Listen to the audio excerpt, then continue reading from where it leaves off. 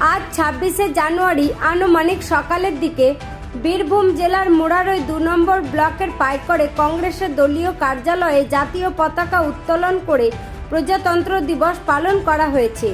এদিন জাতীয় পতাকা উত্তোলন করলেন বীরভূম জেলা কংগ্রেসের সহ সভাপতি এমডি আসিফ ইকবাল। উপস্থিত ছিলেন বীরভূম জেলা কংগ্রেসের সহ সভাপতি এমডি আসিফ ইকবাল ও কংগ্রেসের নেতৃত্বরা। তাদের আইন কিন্তু সেই ইংরেজদের হাতেই ছিল। দীর্ঘ আলাপ আলোচনার মাধ্যমে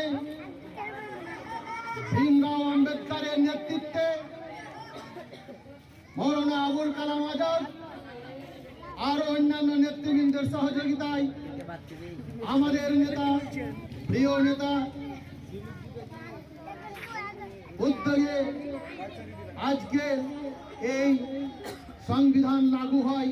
আজকের এই দিনটিতে দেশ পুনরায় স্বাধীনতা লাভ করে নিজ হাতে গর্বে বুকটা ফুলে উঠে এই ভারতবর্ষের জন্য। এই ভারত আমাদের দেশ, আমরা ভারতবাসী, ভারত আমাদের মহান দেশ।